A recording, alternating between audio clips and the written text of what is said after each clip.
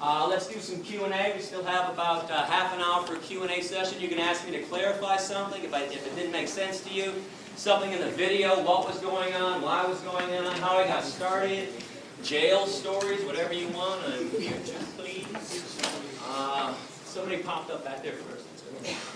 So, for let's say I did want to become a vegetarian, price range for a week amount of food versus somebody who eats meat and goes to Walmart or Target or Kroger, to the grocery stores that aren't generally pushed towards vegetarians or vegans.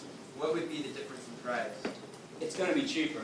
There's a big myth out there that it's more expensive to be veg, and let me explain this in a couple different ways.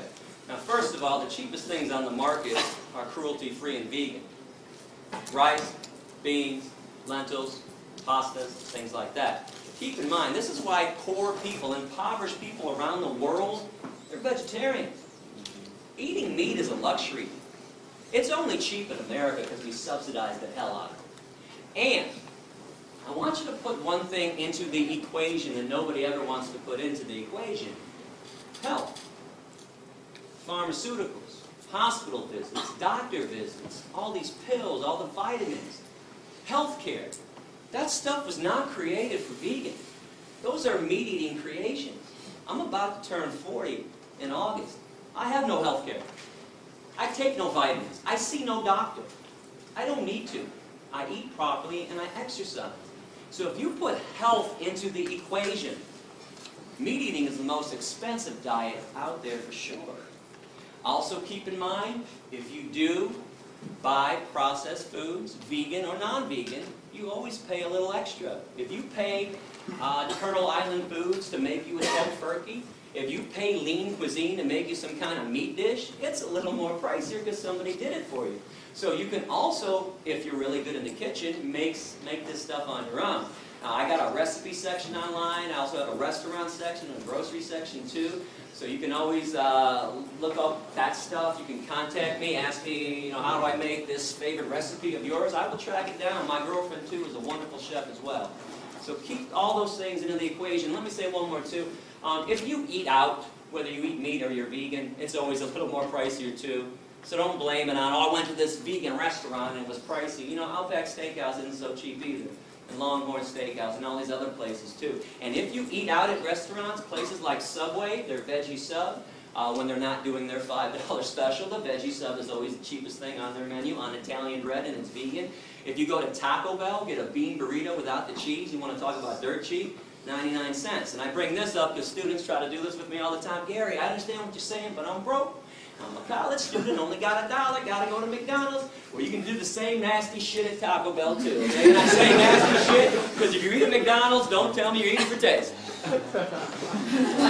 Yes, sir? So how do you get the same meat taste for a vegan meal without using meat? Yeah, if you use the right combinations of vegetables and spices, you'd be amazed what you can mimic. For instance, there's a lot of mock fish that's out there. I was talked about the shrimp from that company. If you go to a website called Veggie World, V-E-G-I-E, 1G, veggieworld.com, they got fake lobster, they got cod, they got salmon, any fish product you're looking for, they use seaweed. Seaweed gives it a fishy smell and a fishy taste. You've all had a good portobello mushroom at some time too. If you hook up a portobello mushroom on the grill, it tastes awfully steaky. So they use mushrooms and they want to get a beef flavor too. The woman that runs my recipe section, Amy Ball, one of the best chefs that nobody knows about. I was passing through San Francisco a few years ago, and one of my perks for traveling is that I get to eat all over the country. And I know what's vegan, what's out there, so I stopped by her house, and she says, you want a vegan hard-boiled egg here? Actually, she didn't say vegan. You want a hard-boiled egg? I said, are you kidding me? You got a vegan hard-boiled egg? What do you mean? There are no vegan hard-boiled eggs. She goes, I got one for you. She takes an avocado, slices it in half, takes half of it out. Think of an avocado. Think of a yolk that's been hard-boiled. The same texture. One's yellow, one's green. She takes the avocado, puts it on some vegan mashed potatoes that she made with hemp milk or rice milk, whatever her vegan milk of the day was, that mimicked the outside softness of the egg. She puts 2 dashes of salt on there and goes, take a bite. Holy shit. Vegan hard-boiled egg. So if you get really creative people in the kitchen, there are a lot of creative chefs out there, they can make anything taste like something else. So that's what they're doing. No chemicals. No chemicals. Yes? Some of these meat-alike foods, do they have to go to extra lengths, like add a lot of sodium or corn syrup? There's sodium in there for sure. Absolutely. And, you know, salt is something that gives things a lot of taste, so you might have to look out if you want to watch your sodium. But I don't want people to be concerned about sodium before you're concerned about animal protein, cholesterol, saturated fat, all the other things. It's kind of pointless. It's kind of like somebody smoking a cigarette in my face and going, hey, Gary, you should really smoke that weed. I'm like, what are you talking about? If you're doing something unhealthy, what's the point of trying to keep away something else that might be unhealthy for you? Yeah. From what I understand, the basic concept of veganism is not to exploit or harm living beings, right? Everything from, say, cows to even yeast. But what about, say, if you have to deal with parasites, bacterial infections, diseases from that? How would you go about treating yourself? Yeah, self-defense is an acceptable form of protecting yourself. That's understandable, but say as a doctor in your profession, you have to go in there and you have to kill living beings. Kill what, bacteria? Yeah. So are you founder of People for the Ethical Treatment of Bacteria?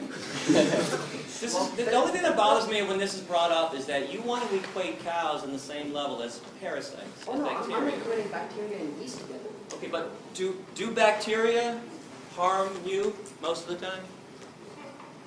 When they do, they're harmful. You have a right to defend yourself and kill something that's harming you. Now let me explain this in a different way. If you and I were walking through the woods and a bear attacked you and jumped on you, do you really think I'd be like, huh, too bad, I'm vegan, man? Okay, I would beat the shit, or try to beat the shit out of you and get them off you. It's a self-defense. You were attacked. But if some human jumped on you for no reason, I'd also protect you too. If bacteria are killing you and destroying your body, you have a right to destroy the bacteria that's trying to destroy you. Keep in mind, cows do not attack us. Chickens have never attacked a human being in history. Something else I'm kind of curious about, how come we think we're better than chickens when we kill 35 to 40 billion chickens every year on this planet? We've been doing this for thousands of years. How is the murderer more special than the murdered? How is the oppressor better than the oppressed? We got this stuff backwards. We're not better than them. We're the ones attacking them. That makes us less important. That makes us worse. That makes us evil. Yes, sir. So, say the world population is at 8 billion now, and at least most of the United States is considered meat eaters, right? So, with only a certain portion of the world being devoted to farmland or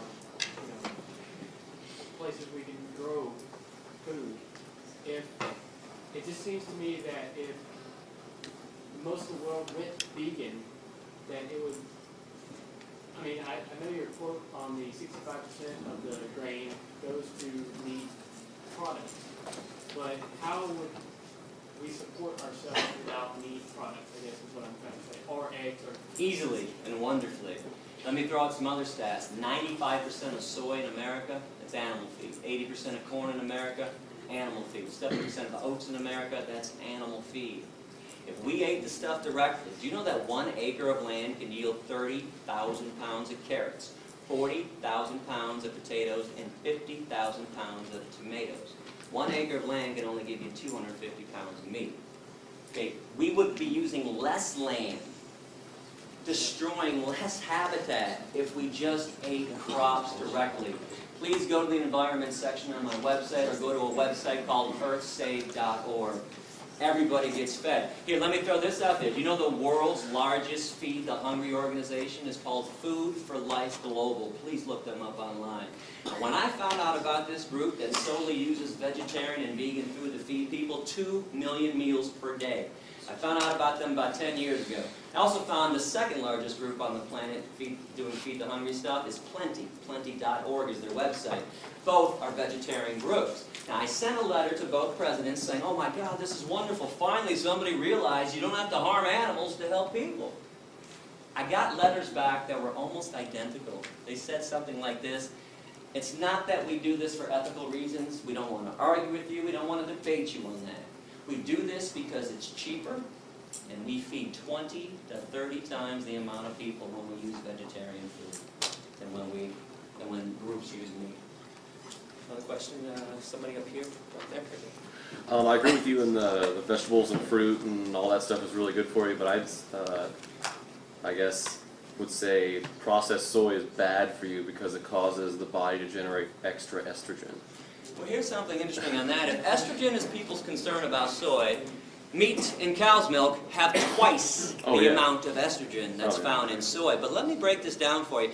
So the estrogen that's found in soy is a phytoestrogen, P-H-Y-T-O, plant-based.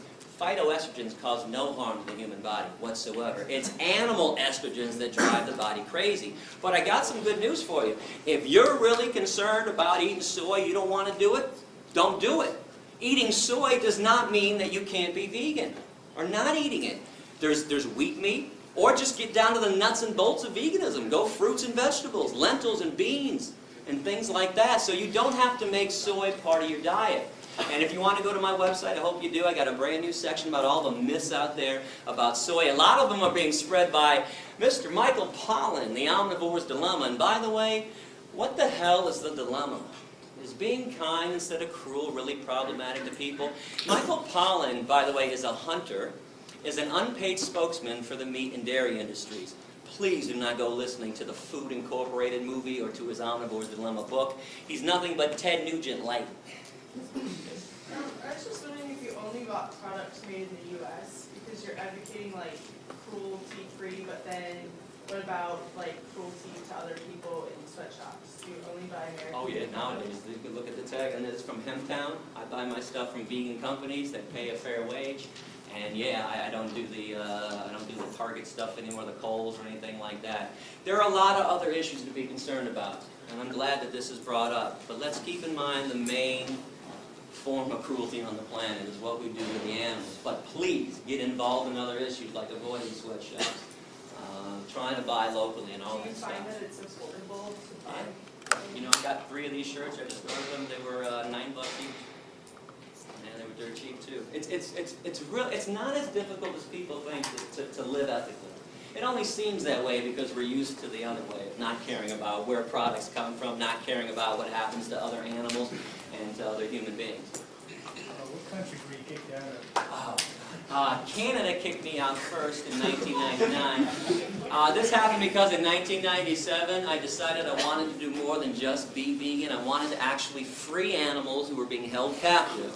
So I went to a mink concentration camp, a fur farm for animals, the Ebert's Fur Farm in Blenheim, Ontario. Now, I'm from Michigan, so Canada's right across, half an hour, 45 minutes away. So I went to this farm and I opened up the cages for 1,542 mink. Now, mink in the fur industry are killed 2 ways. One, they have their necks manually broken. They take them out of a cage and snap their neck against somebody's knee, or they gas them back to the concentration camp stuff. Now, things went badly that evening. I was arrested, and quickly 540 mink actually escaped that night. Holes were cut in the perimeter fence. There was a little dirt road. And then there were 600 acres of forest. That's all they had to do was get across the street, find a way out. Unfortunately, 1,000 mink never made it off the grounds. For that, they were doomed. All I can give them or anyone else would be a chance to be free. I mean, let's face it, if you were all being held in captivity, you were going to have your neck snapped, your skin ripped off your body so somebody else could make a pair of slippers. You'd all be going, man, I hope Gary's coming by tonight. Open up this damn cage, give me a chance. So I got arrested that night. I was put in maximum security, by the way. I was given a 6-month sentence. I did 77 days before they deported me and threw me out, made me persona non grata. And let me just tell you a quick little story, too. While I was in jail, I was with some pretty bad people, child molesters, rapists, murderers, people who tried to stab people. They were trying to teach me a lesson. They put me in one of the worst places around. So they put me in the unit on day 1, kind of a holding unit before they moved me to my unit. And there's a TV set on in the corner. And the alpha male's got the clicker. And he's 5, 5:30, 6, 6:30 noon. Lead story in Canada that night. International terrorist Gary Yurofski sent to jail tonight. Gary Yurofski, international terrorist, sent to jail. I got international terrorist with every mention of my name. I'm from Michigan, that's Canada. I am now the local. So, I don't know anybody on day 1. I'm standing in the back of the cell, and they're all huddled around the TV. And they finally realize I'm in there with them. One guy's kind of standing like this, and he's looking around. Hey, that's the guy back there. It goes around, that's the guy back there. Now the alpha male gets in, he walks up to me, pretty big guy, he's like, you an international terrorist? I said, yeah. So that's funny, man, you don't look like an international terrorist. I said, maybe it's because I'm the exact opposite of one. Here's what I did. I freed some mink. They're going to have their necks broken. Now, the first thing he said to me, I preached a lot in jail. First thing everybody said to me was, what the hell's a mink? It's like a big ferret. It's in a rodent family. And the next thing that was always said to me, this is not verbatim, but the intonation is verbatim. It went something like this. Wait a second. They put you in here with us? Because you freed some rats? And the emphasis was always on us. They knew they were back with us? I said, no, they put me in here with you because I also caused $2.1 million in damage to the mink farm and put the guy out of business permanently to this day, and we don't tolerate economic sabotage in our society. One more thing I want you to think about. When they first arrested me, they refused to give me bail. They thought I was going to bail out, go back to Michigan, and there's no extradition for mink liberation. So I had a 10-day bail hearing. I bring this up because I challenge anyone in this room. Find me a 10-day bail hearing for a rapist, a murderer, or a child molester. Won't do it, but the mink liberator gets 10 days. Now, on day 10, my attorney, Steve Rogan, found out that the same exact judge, Elaine Babcock, that had been denying me bail for 10 days, had just given a man from Michigan, 3 weeks earlier, $1,000 bail, second-degree criminal sexual conduct. Now, you know how judges can give when they don't want to hear something in their courtroom. Boy, she goes flush red, top of her voice. She goes, Steve, don't you dare bring that up in my courtroom. That's got nothing to do with this case, and you damn well know it. Now, I'm sitting over in the defendant's box. I can't talk to my attorney now. He's pacing, but in my head I'm going, don't back down, don't back down, don't back down. So he's pacing and pacing. I'm like, come on, Steve. And 30 seconds later, he turns and he says, you know what, Your Honor? It's got everything to do with this case. My client tried to stop cruelty. And he wants to go to jail at this point and make a statement on behalf of the animals. You gave that guy from Michigan bail for sexually assaulting a woman, and you won't give my client bail? She looks at me for the first time in 10 days. And I was like, $10,000 bail. Now, agree or disagree with law breaking, and I hope you understand everybody that we all collectively admire.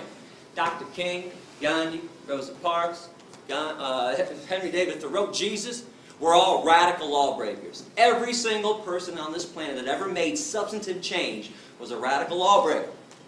Even if for some reason you don't think that I should be breaking laws or that people should break laws, you can't tell me it should cost $1,000 to sexually assault a woman for bail and $10,000 to free some rats. Bottom line on this, sexually assaulting a woman doesn't affect the economy. And we just don't care about things that don't affect the root of all evil, money. Question? What got you started in the tattoo? Tattoo is me with a mask on holding a bunny rabbit, and it says Presto et Persto, which is Latin for I stand in front and I stand firm, and it says ALF, Animal Liberation Front, which is a group that goes around, there's no membership, but anybody that goes around and liberates an animal or destroys a place of torture is considered an ALF member. What got me started was my stepdad is a clown in the Shrine Circus. Takes me backstage when I'm 23, and mind you, I got my blinders on too. I could care less about animals besides the dogs that are in my life, or if a chipmunk runs by me, I'm like, hey, look at a chipmunk. Right? But I'm like everybody else. I'm eating dead animals. I could care less about cows and pigs and what they're going through. And he invites me backstage and says, you want to come see the elephants? I'm like, hell yeah, I want to see the elephants. Are you kidding me? Can I bring Wendy with me too? My girlfriend at the time said, yeah, bring Wendy down. So Wendy and I go backstage. We're excited. We're like playfully pushing each other like, I'm first. We get back there and we just stop dead in our tracks. When you see cruelty in front of your face, you don't need somebody to explain it to you. I knew what I was seeing was evil. 3 elephants were lined up in chains, front left foot, back right foot, each of them, chained up to the cement floor of the warehouse of the Michigan State Fairground. I looked to the left, I saw a monkey screaming and grabbing the bars of his prison. I saw 2 tigers to the right of me pacing pathetically. And I turned to Wendy, pardon my language, but I'll tell you exactly what I said. I said, what the fuck is an elephant doing on 8 Mile and Woodward Avenue in Detroit in the first place? She said, I don't know. And we walked up face to face with these elephants. And if you pay attention to energy, and please don't think this is weird. We do this all the time, like with babies, with infants. They don't talk and communicate. But a baby starts crying. You thirsty? Oh, you're hungry? You need to be changed. You figure it out. Look at their eyes. Look at their movement. These elephants were swaying like this neurotically. Now, I'm no elephant expert, but I know that's not elephant behavior. I later found out that's a neurotic behavior every elephant gets in every circus because they're kept in chain. In the wild, elephants walk 20 to 50 miles a day. I looked into their eyes. I saw nothing but hopelessness and fear. And I knew something was wrong. So that got me thinking, where did my food come from? Where did my shoes come from? What really goes on in an animal research lab? So that's when I started investigating. I mentioned this earlier. I started going into the Thornapple Valley Pig Slaughterhouse. I started going into animal research labs. And I fought it at first, like everybody does, like most people do. I didn't want to stop eating the animals. What else am I going to eat? Salads all day long? I mean, it's really like, there's a myth out there that all vegans live off of is iceberg lettuce and tomatoes. Okay, that's not true. But that's what I thought too. So anyways, the more I thought about it, the more I realized I was a hypocrite. And here's a paradox I want you to think about. Why do we call some animals pets and others dinner? Why do we fight for the rights of certain animals to be happy and loved and safe? Dogs and cats in America. But others, hey, slice their beaks off. Those damn hens, slice them off, fully conscious. Those pigs, those piglets, rip their testicles out. Screw them. There's a major hypocrisy going on. You can see the choice that I made. All I can ask you to do is put your head on your pillow every night knowing that you are not responsible for premeditated acts of cruelty. Again, the world is tough enough for us, and especially for the animals. Do we have to make it worse by eating them? There is no need in this day and age to be consuming any animal product whatsoever. It's time to let it go. So I noticed when I came in here that you were not a member of PETA. Why was that? Full disclosure, 2002 to 2005 in November, PETA funded my tour. I was never a PETA employee. I took money from them as a sponsor, independent contractor. I take money from anybody to do good things with it. I don't think it's wrong to take evil money and do good things with it. Now, PETA pulled their funding from me in November '05 because they told me that education isn't important. Really? It's the only thing that ever made the world a better place, was teaching somebody else about why they shouldn't discriminate and harm somebody else. But bottom line with PETA, the corporation that is PETA, with their corporate headquarters in Norfolk, Virginia, I'm a money taker and not a money maker. I told you during the speech, and I meant it, I have never once charged a school for a lecture. I've never once charged a professor to pay me to come to their classes. I've never once passed around a collection plate to students. I do not believe you should have to pay to learn about the truth. Now, PETA, it cost me about $64 grand a year to do this tour. 35 to 40 is to travel, hotels, rental cars, food, gas. It's not cheap to live on the road 7.5 months a year. I take the rest so I can just live and pay my own bills, which is meager. It's a meager salary that I get for doing this. But in the end, the accountants came into PETA's headquarters, Ingrid Newkirk's offices. She's the founder and president of PETA, and said, you know, we've given Gary 64 grand for 3 years. That's $192,000. We also gave him $20,000 to put his speeches on DVD that he gave out for free to the students when he was supposed to charge them $10.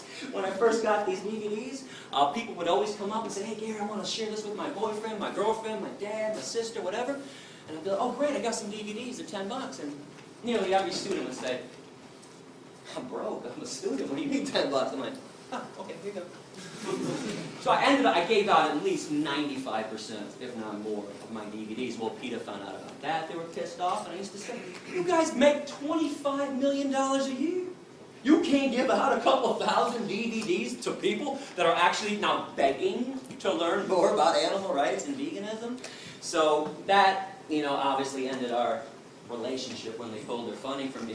But something else, I always condemned PETA when I first started, while I took their money, and now that I don't take their money, I still condemn them. They exploit women. Their tactics are so ridiculous. They're always looking for a naked woman. Like Pam Anderson. They want to put Pam Anderson's boobs on billboards all the time. Now listen, I dig that Pam Anderson cares about animals, honestly. But her boobs don't make anybody go vegan. Now when I used to bring this up with Ingrid, she used to say, do you know how many people see those billboards than see your speech? I'm like, oh, it's not even close. Millions more. Are you telling me guys are walking through Times Square, New York City, there's Pam on a billboard, and they're going, holy shit, look at those tits. Let's get some tofu. There's no connection. No, listen, I understand why sex is used, why women are exploited to sell products. I don't like it. But if you tell guys, spray this on, and 12 women are going to tackle you in the hallway and have sex with you, boy, guys, or I'll give me some Axe, spray it all over me. You tell a guy, you're going to get laid if you buy a Harley, boy, guys want to go get a Harley. But you show Pam Anderson's boobs, nothing. In, out. Doesn't do anything. And there's a lot more horrible things going on in PETA. I actually have an essay on my website. If you click on other animal rights issues, I have an essay entitled What's Wrong with PETA and What's Wrong with the Humane Society of the U.S., which is nothing but an animal welfare group that doesn't want to see the free animals at all. You mentioned the pet thing earlier. How do you feel about if you have pets that are carnivores and feeding them meat? Bad idea. Now, let me preface this. I do not challenge anybody's love for their dog or cat. If you're a sane person, sane people who have dogs and cats treat them like family members, unlike Michael Vick. But you brought up a major problem with them. Now, number one is they're carnivores. Now, this means we have to enslave and kill more cows, pigs, chickens, turkeys, and fish to feed the dogs and cats that we like more than the cows and the pigs. Now, hear me on this. I don't care what carnivores do on their own in the wild. Couldn't care. I got the Planet Life series, Planet Earth series. I watched the National Geographic. I can watch a lion tear a zebra to pieces. It doesn't bother me. But we have no business killing on their behalf. And I'll explain this in a simple way. Who's got a cat? Somebody's got to have a cat in front of somebody? Did you ever go outside and kill birds for your cat?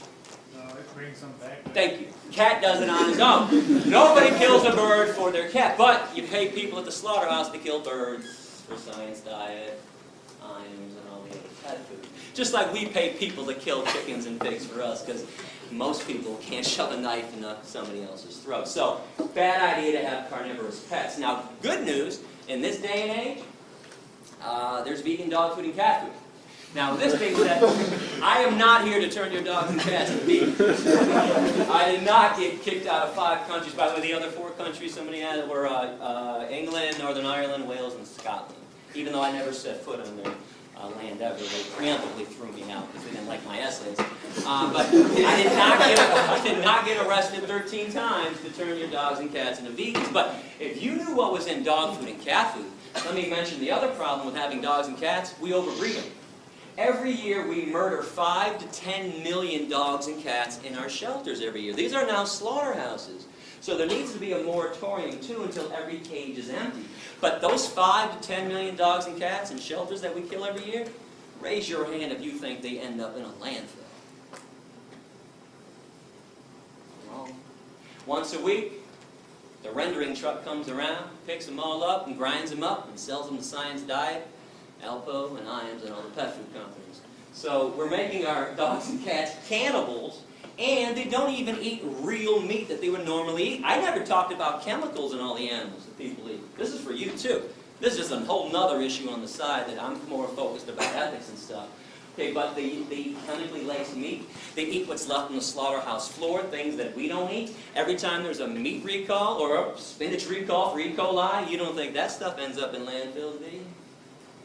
Science Diet, and Alpo, and Iams. So this is why the vegan food is better for them. Now I want to show you something real quick. Actually, I knew this was going to happen this summer. I have never shown this before, but my dog Rex passed away in 2004. He was 15 years old. And Rex was a vegan for the last 9 years of his life. Nature's Recipe vegan dog food formula. Don't tell me Rex doesn't look wonderful, because he does. Because when I traveled with him, and he came with me a lot on the road, I took him to vets when I had to. Every vet freaked out and said, "Oh my God, you can't make your dog a vegan, Gary, because you're a vegan, he's a carnivore." I'm like, "Go ahead, do some blood work on him." They'd all do blood work, call me 3 or 4 days later, say, "Mr. Yurofski, all the vets from the back room right now, we are astonished. Your dog is in the most amazing health we've ever seen." I said, "Yeah, that's because my dog doesn't eat garbage." And when I say the garbage too, when I was at Thornapple Valley for 6 weeks, every day I saw a truck pull into the lot. The side of the truck said, "Meat not fit for human consumption." I watched the truck go into the alleyway every day, took 3 garbage bins and dumped them out. The garbage bins. Right off to the pet food companies. Wasn't hard to track that now. So this is why that vegan stuff is better. Now the vegan cat food, by the way, is not on the market. You've got to go online. I think vegancats.com or evolution.com. But vegan dog food is at every pet food store that I've seen. It's called Nature's Recipe. Question? Oh, I'm sorry. Actually, we're out of time. You know what? Thank you very much for listening. I appreciate it.